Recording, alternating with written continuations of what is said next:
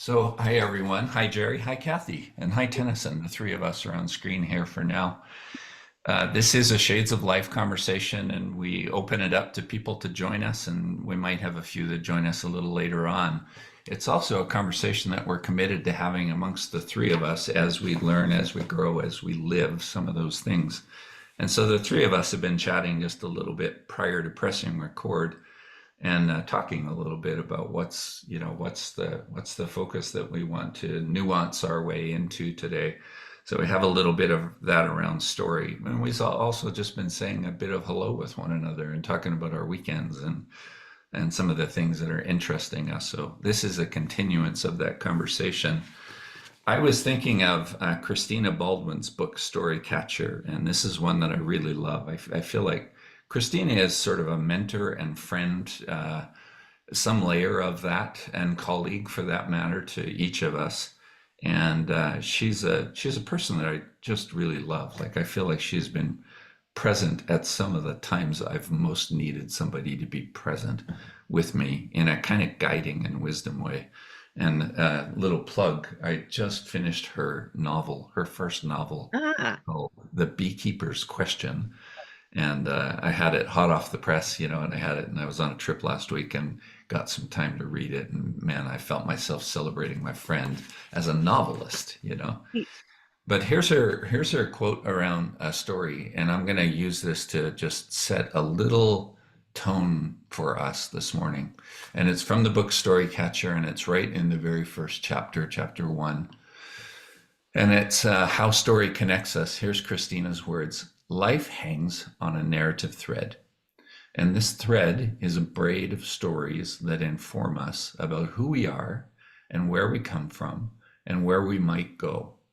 The thread is slender but strong. We trust it to hold us and allow us to swing over the edge of the known and into the future we dream in words. Hi, hi.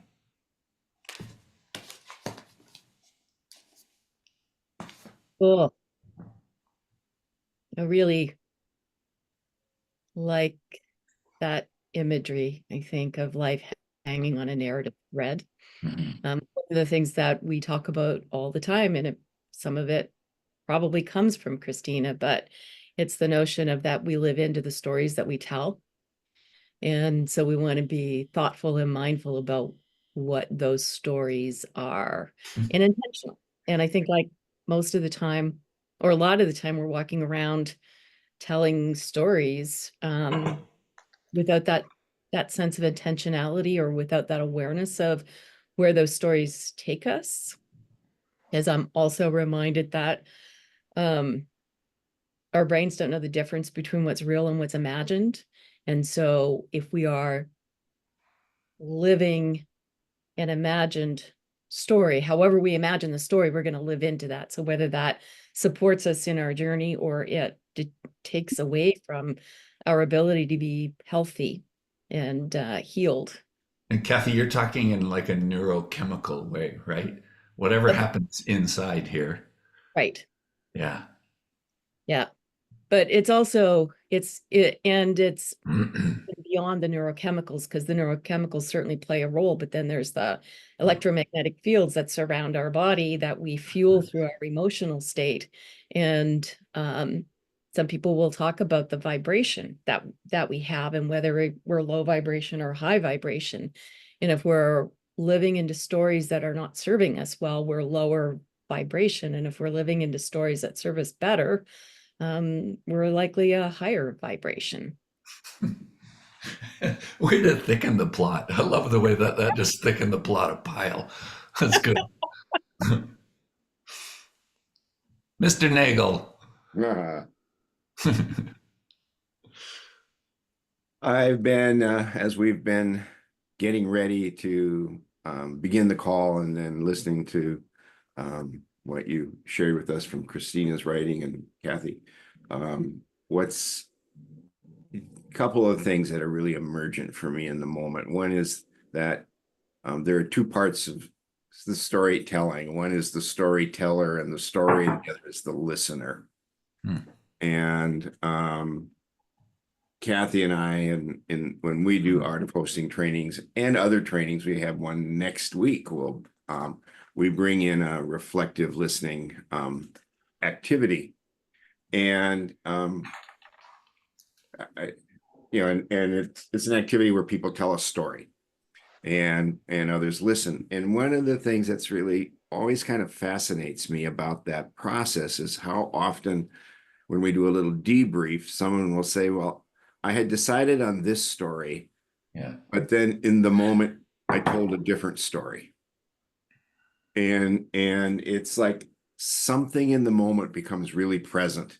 Often that's the second or third storyteller that, once the first storyteller's told a story, then the energy and vibrations, whatever, seems to change, and a different story may emerge. Or another comment is, I didn't know I needed to tell this story, as another regular comment. And a third sort of part of all of that is when listeners offer these specific kind of instructive reflections. What are the values or the emotions in the story? That sharing that back becomes a real self-awareness process for the storyteller. I hadn't really thought about how much honesty mattered to me, or how much something else mattered to me. And so there's just this fascinating beauty and the spontaneity of a story that wants to be released. Yeah. That we're carrying around. I end by saying I've often thought about, like, a street fair, setting up a little table, umbrella and a chair, and another chair, and a sign that says free listening. Good. I'm coming, Jerry. Yeah. And just because we carry around these stories, some of which we really do want to tell at some point. We want to release them. Yeah. Yeah. Kathy, were you going to take it somewhere else, or are we going to do our popcorny thing here? Go. Popcorny thing. Oh, here comes Janet. Oh, we got a visitor. Yay. I'll hold that thought. All right.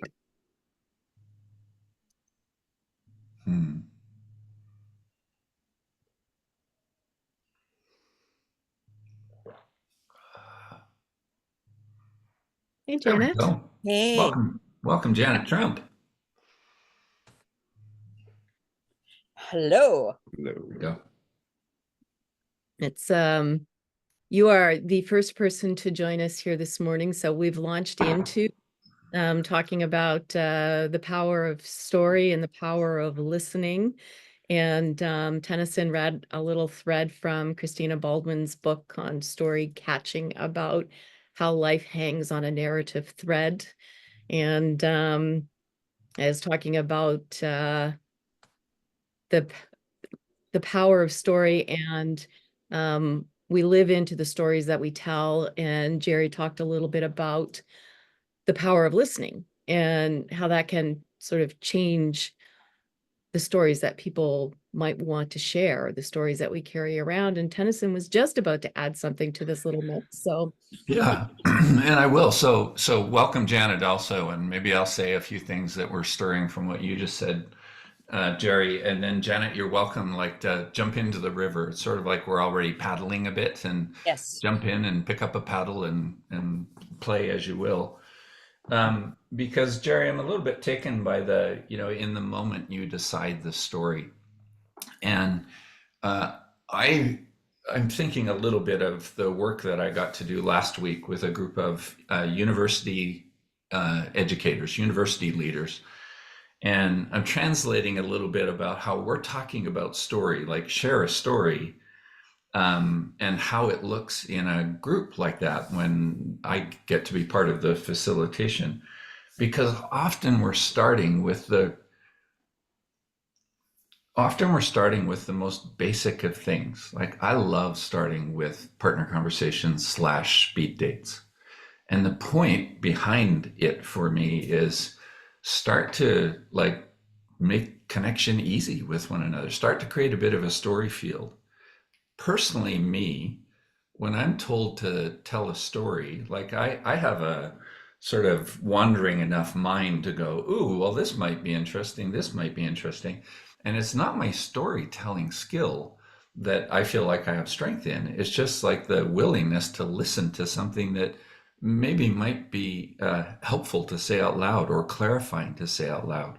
So when I think of those people, the group that I got to work with last week and sharing stories, speed date style, I use that kind of language, share a story, but it's sort of both like light and serious at the same time. So I try to make the first question with the first story sharing pretty easy. Where did you come from and what's some of why you think it's important to be here? Ready, go. And it always has this either explicit or implicit tone of share a little bit of your story. Often we'll do new partners after that one, and again, sort of brief conversations. I usually try to drop it down just a little bit. Is there anything that you need to leave behind so that you can be here or more fully here or something like that? And then on they go.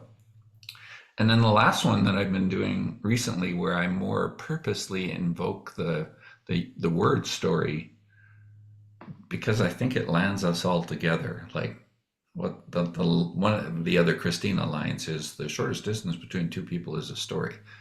I Yep, use that a use it all lot. the time. And the one that I've been doing in that kind of facilitation format is I have people write the name of a person on a post-it note that is cheering for them in their work. I use different language, or is really important or has been important to them in their work. But it's a person, and they write it.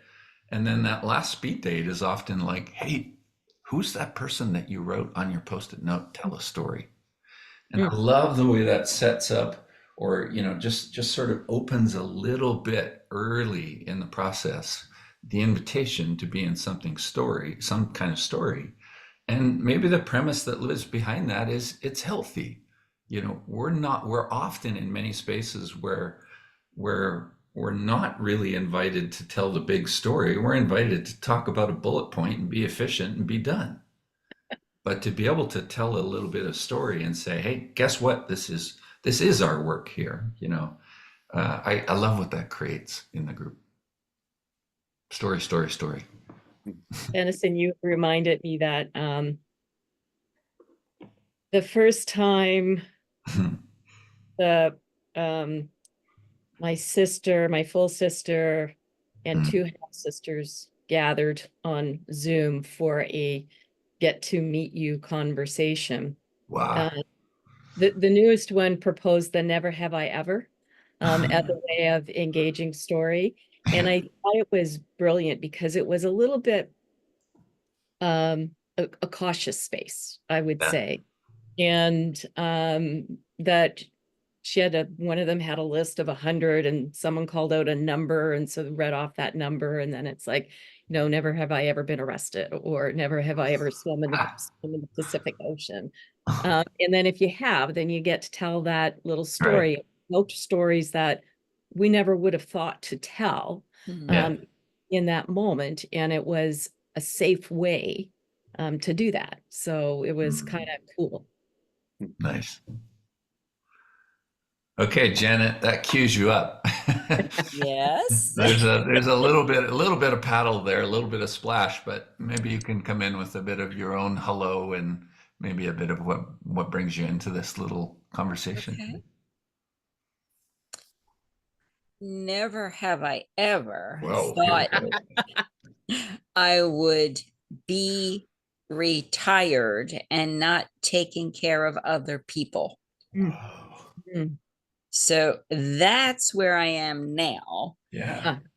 and have spent at least the past 6 months sitting in it, looking to the woods to guide me, because that's the only thing I trust in this moment in time is nature, because human beings are a mixed up bag. And a couple of threads are emerging about things that have always been important to me. In elementary school, I started writing letters to authors because I liked what they wrote, and many of them wrote back to me. Nice. I went on to be a journalist, and have always been the one who listens. So I'm taking those threads and just noodling around with them. There's no goal, there's no outcome, there's no measure of success, no more specific and measurable outcomes. Just sitting and observing. And so that led me to Kathy's Inner Wisdom, which is the whole theme is about where I am. One thing I'm learning is that I have a capacity to listen for what's underneath what's said. Mm.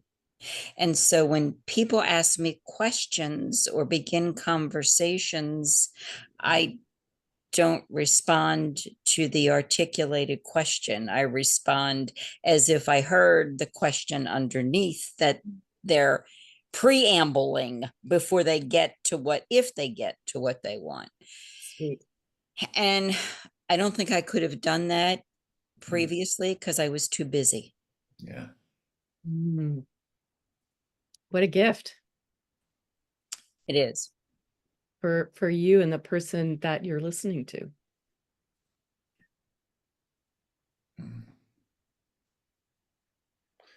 I think it names a pattern too. Like, Janet, you're talking about a previous era of life and where where things like goals, outcomes, measurables, deliverables are lifted up. And it's not that those things are bad, right? Right. It's just what they cover up. Like they cover up things like, what's your story? How superfluous can that be? And instead changes it into, oh, wait a minute, your story matters. I love that. But so many people live in that, right? Like I think as in the continued work that many of us get to do, I often feel like we're interrupting, even just for this hour together or this day together or whatever, that instinct or that pattern that says we have to be super efficient here. I think we are being efficient. We're just being efficient with another layer. Yes. Damn.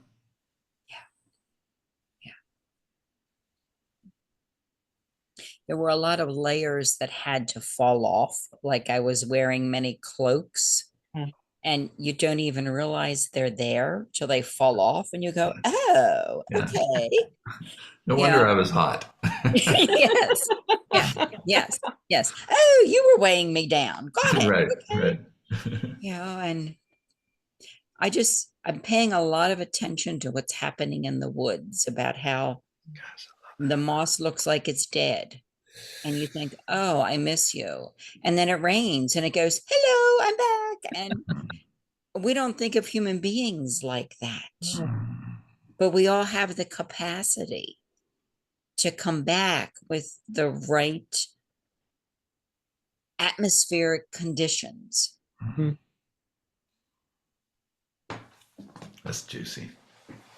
Since you mentioned the inner wisdom activation that Dana and I have been creating and hosting, the story behind that really is one of integration. And I think it fits really well with what you just said, Janet, which is, the layers dropping away, but also the what is emerging as we let those layers fall. And for Dana and I creating this new thing for the world is about integration. And I'm sure we talked about this in some previous Shades of Life conversation as well. But the notion of the business part of our lives, consulting, and the spiritual part of our lives, and that these two things existed more side by side in separate streams. And we both had an interest and a desire, as we started talking about what we could offer together, to be visible around the whole spiritual energetic side of what we bring to the work anyway, but it kind of goes under the surface and we don't talk about it a whole lot. And yet it's part of who we are in the fullness of our humanness. And for me, it is truly a story of integration and a journey to deeper healing and to deeper opening to the world of energy, spirit, higher guidance, however we want to name that. Doesn't even need to have a name necessarily. But that's it's the next version of my life journey story that I am deliberately stepping into. Other things that are real. Yes. Turns out there's a few more. Yes. What's that stirring you, Mr. Nagel? Well, I'm thinking about the role of story in creating community. Mm-hmm. It's kind of where I've been niggling around as we've been talking, and it's a bit of also something we talked a little bit about before we started recording, but it doesn't matter whether the story is true or not. Does the story bring us together in a shared belief of some kind or other? And that shared belief creates community. I've been reading this book called Sapiens, which is it's a brief history of humankind. I've been reading it now for 3 years. So it's the kind of book where I read a chapter and then I think about it for a month and drive Kathy crazy. But in there, he talks a lot about the shift from hunter-gatherer societies, and they had strong relationship with nature, and nature was very alive, and so there were sort of multiple of deities, if you will, or spirits or whatever. But once a common story emerged about a single deity, civilization started to emerge. Interesting. Yeah, in large order. It could be different deities, different religions of some kind, but that's really brought people together into community. It was this larger, shared, singular story. And so I just find that the notion of moving beyond story as individuals communicating to a shared collectiveness around a story. You almost said cult there, I think. And like we see happening, and you mentioned earlier, Janet, about humans are a bit messed up. There's a lot of stories out there that are wonderful, good stories that we want to be come together around. But there's a lot of stories out there that are bringing people together in not very constructive ways.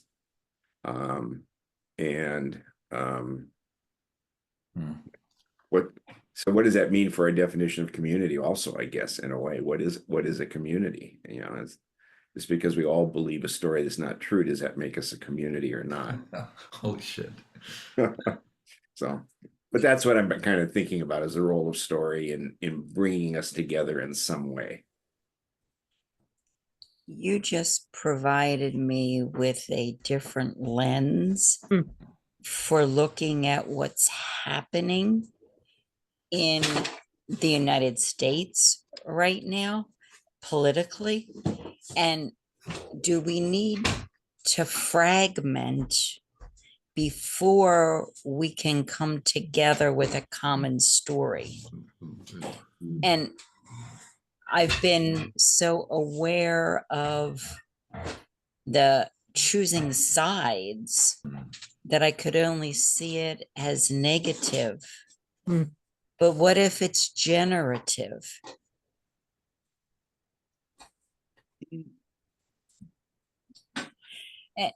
I have, if you asked me 30 years ago where I wanted to live, I would have said Asheville, North Carolina. So I have 2 or 3 people there I follow on Facebook, and they have led me to others since the hurricane. And once a day I get on there and I read what's happening, and I just cry because there's not much I can do. I don't have the stamina to go be hands-on. So I've just taken the position of witnessing it and being present with them energetically. But I'm watching the ways the collective Mm. is solving their problems as best they can. So again, in this nightmare, there are the seeds of hope that are being planted. So it's just been a very interesting time. And I thought there were many interesting times I was alive, but the current one is always the one that grabs your attention. Mm.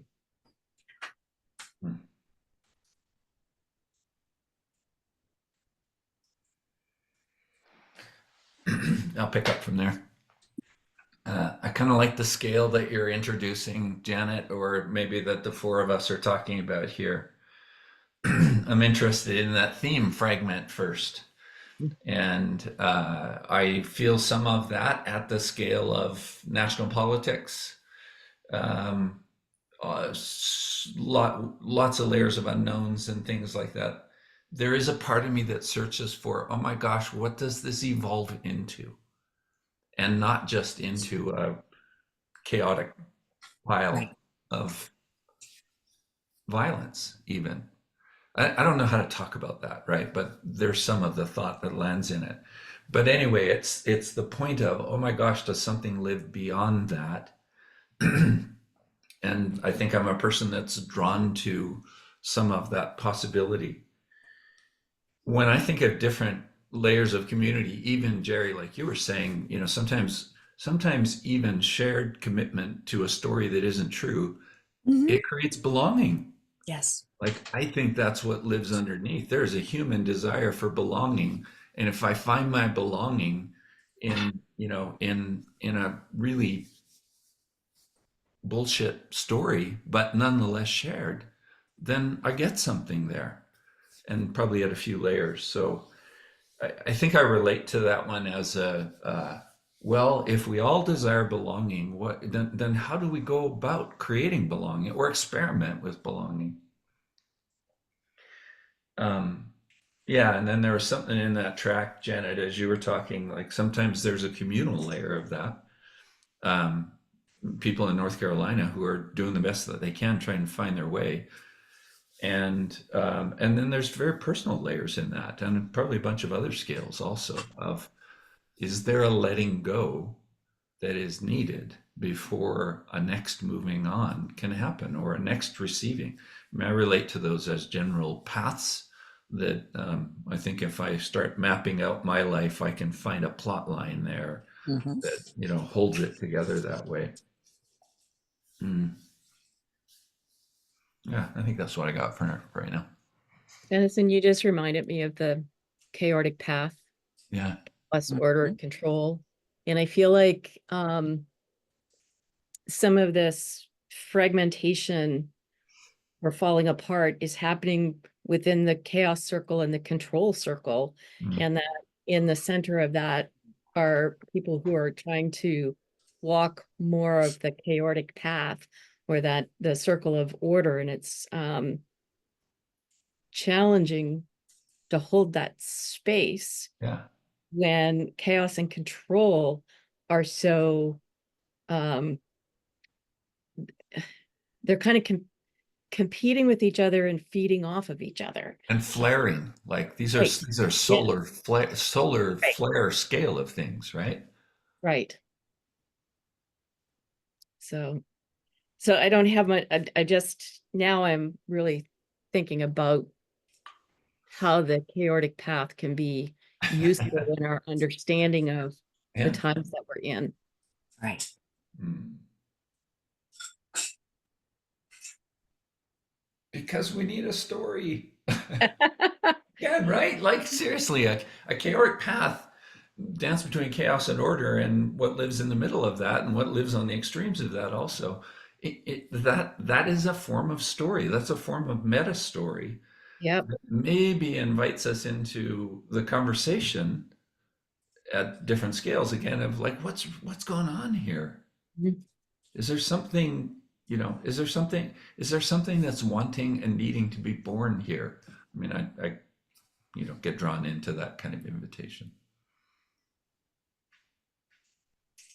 Fascinating.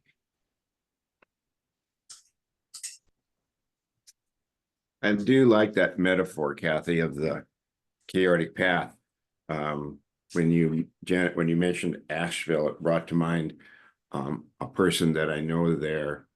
We had attended some training together and didn't, because he's in North Carolina and I'm in Minnesota, we really didn't stay in touch any particular way. Drew is his name, but he's been posting on Facebook about what's happening in Asheville. And one of the postings was the solution that they came up with for flushing toilets.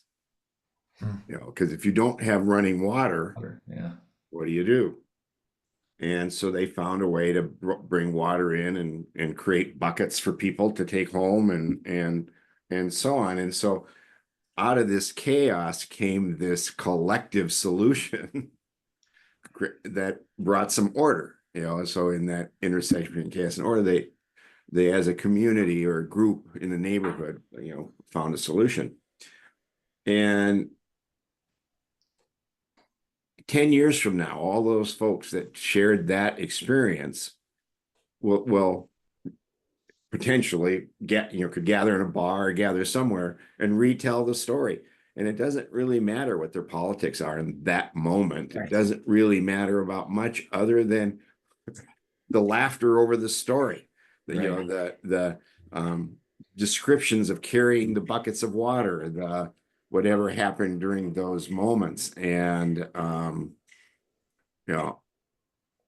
I just find that kind of event creates story at times is kind of where I'm getting to. And I've been through floods and all kinds of other different things where people you didn't know are now working together to sandbag all night long, walk dikes to make sure that they hold.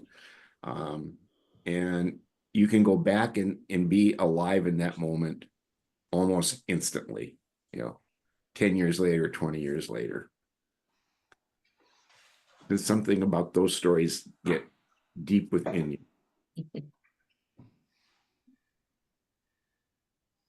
But I think it's the experience that makes this experience creates the story, and the experience opens up within us something to hold that story really deeply. Yeah, and maybe Jerry, in that example, it's things like, I don't know about all those other things, but I know that we filled sandbags together. Yeah. I know that we shoveled. I know that we created temporary toilet solutions together. Yeah. That's a compelling bond. There are also external things that immediately create story in someone else. Mm. If you are a convinced Christian and you meet someone for the first time and they have a cross, you feel kinship. Mm-hmm. If they're wearing something that is related to a different story you have, they feel connected. I have, for the past 8 years, had a last name that many people decide what I believe. Yeah. I And wonder about that, Janet, for you every time I see your name pop up somewhere. when someone mentions it, I say, well, either you love me or you hate me. I don't know which it is, but it's one or the other. You're not neutral. Right. It has afforded me the opportunity to truly engage with people I never would have engaged with Yeah. Wow. in ways that was not a burden. It was just, well, let me tell you about where I am. And it has amazed me that what I call my Christina Baldwin getting underneath, it allows for a conversation in a way that feels natural. Even when you are across a canyon from each other in what you believe. And we need those bridges so desperately right now.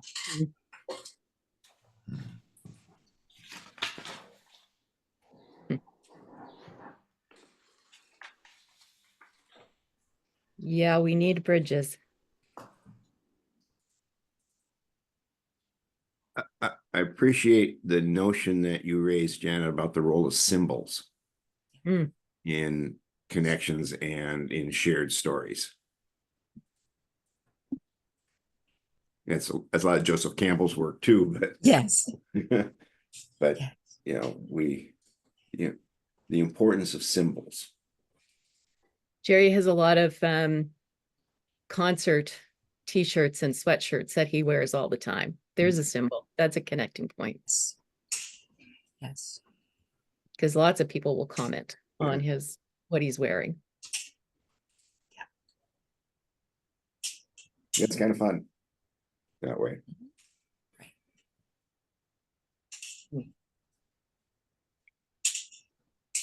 Well, what do we think? Do we have a thread here we want to pull, or are we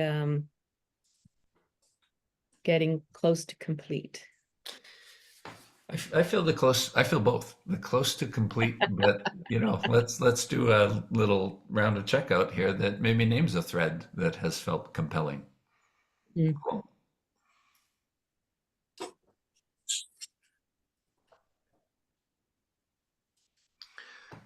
I'm going to do the collage.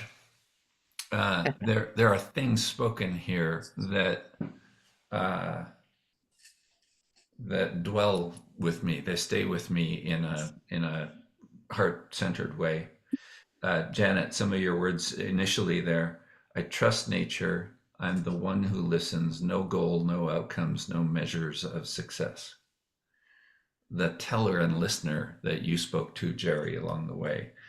Kathy, the inner wisdom, all of that path, like, oh gosh, just trying to land there. Event creates story. I feel like for me, hello, cat. I feel like for me, there's some dwelling in wisdom again here. And, it's just like, hey, 4 people and a cat and maybe a few other unseens come together.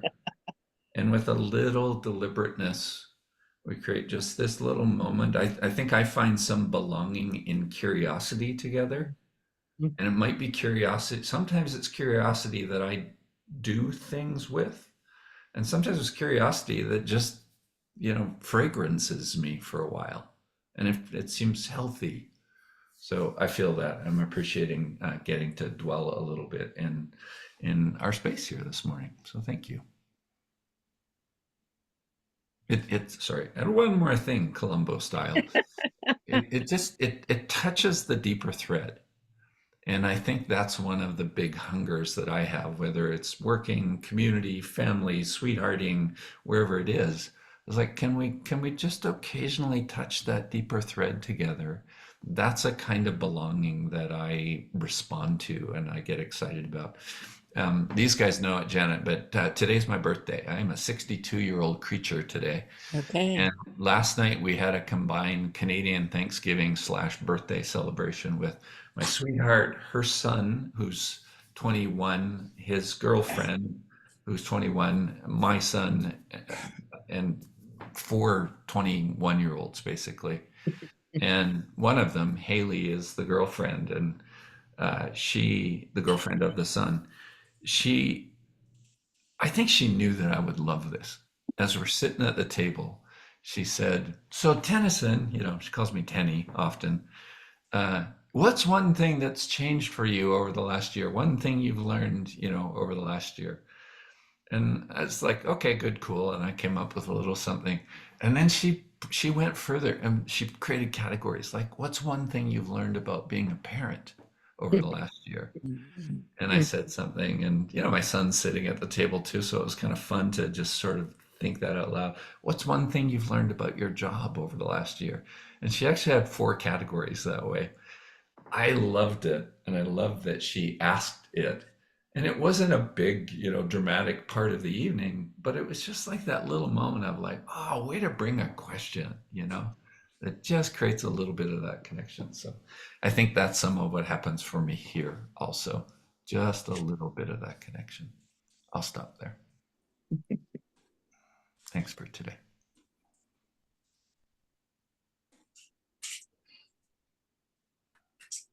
Well, I'm thinking again about inspired spaces and how important it is to show up to them and how important it is to create them. And I always feel like this is an inspired space. Part of the reason this guy shows up, I think, feels the energy. He's also my meditation cat, because anytime I go into my meditation room, there he is. But in the interests of connecting and creating community and creating in particular communities that I want to be part of, instead of the haphazardness that sometimes shows up, which can be good or bad, I guess. I think you all are inspiring people to me. And when we show up for conversation, whatever it's going to look like, or we show up for story time, then there is something that happens that's part of the glue of connection, community, that settles in us individually, but also settles in us collectively. And today it's fun to have 2 parts of my world show up in the same space between the inner wisdom activation and the shades of life conversations, because you begin to see how the threads become intertwined. And then they're better. And I just, I'm sitting here, my head is buzzing with energy just because we're in the space that we've created together.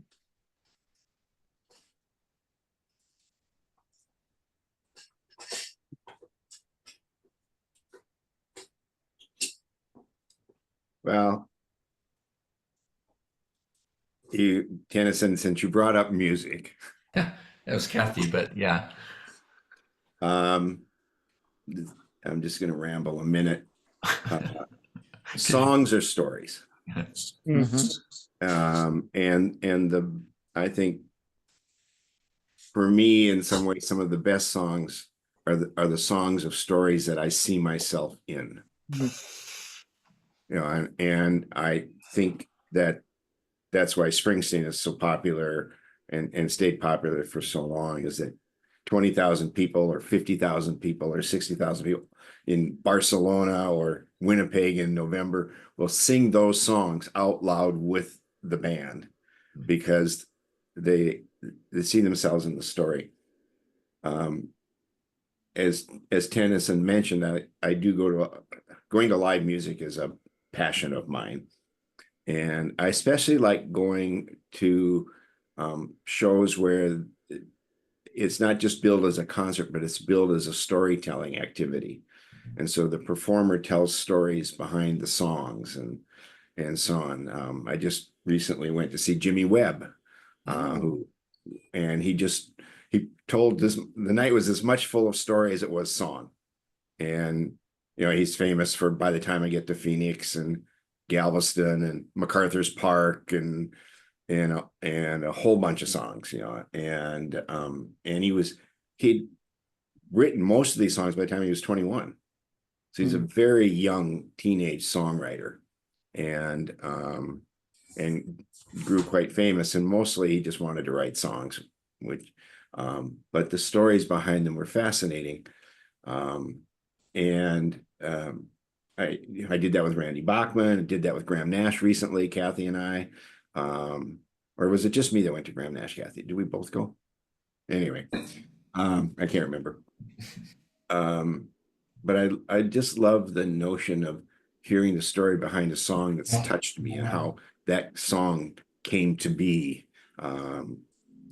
I just finished a book about the creation of Nebraska, which many people consider to be Springsteen's greatest album. And he basically he was Springsteen all his life has suffered from depression, and he's been in therapy most all of his life to deal with it.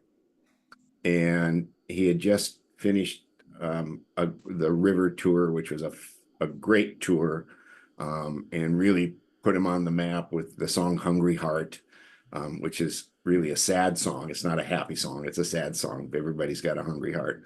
And had written a number of songs for Born in the USA, and was feeling like this was not his life.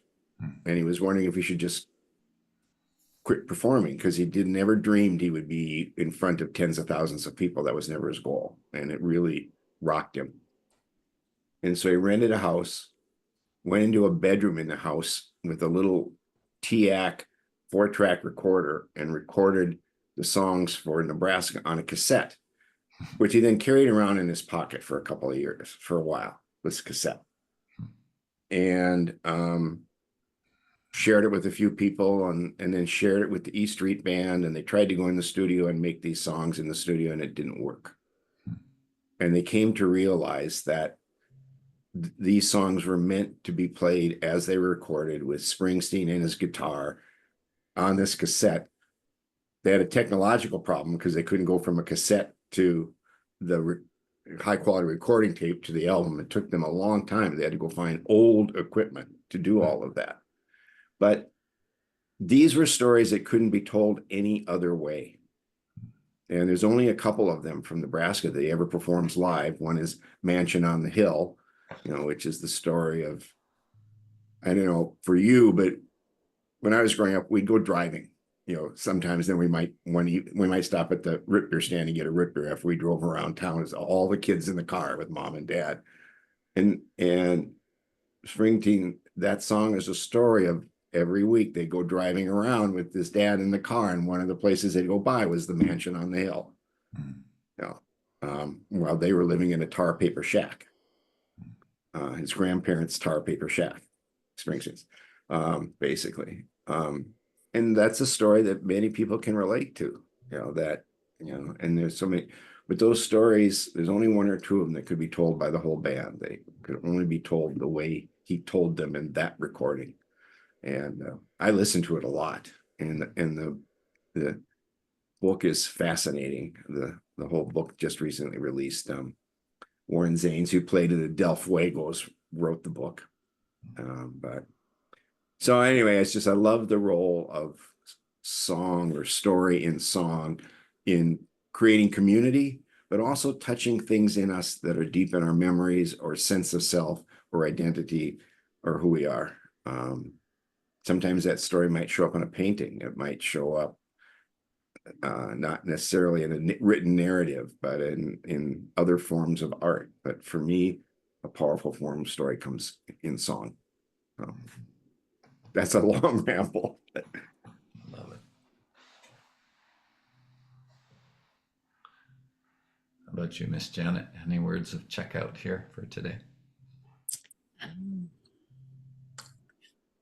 For most of my life, I thought there was this thing called truth, which certainly got reinforced by being a journalist, and you had to report the truth as you saw it. And the fantasy that no one has biases was rampant. One of the things that I am holding lately is that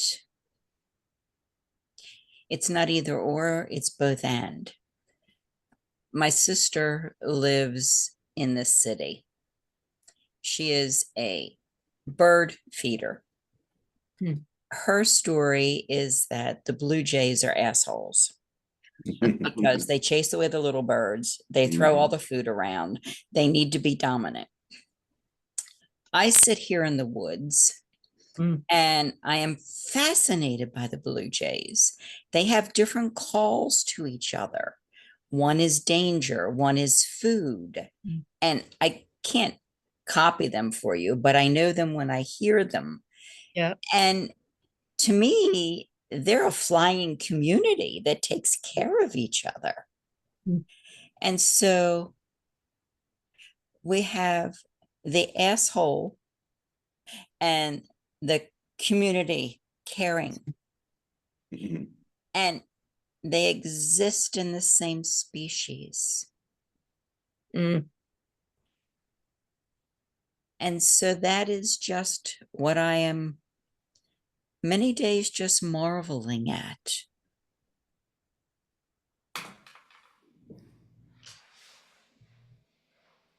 Lovely. What a Delicious. great way to bring us home. No kidding. It's beautiful. Excellent. Thanks, all friends. Thank you for inviting. Thanks for showing up.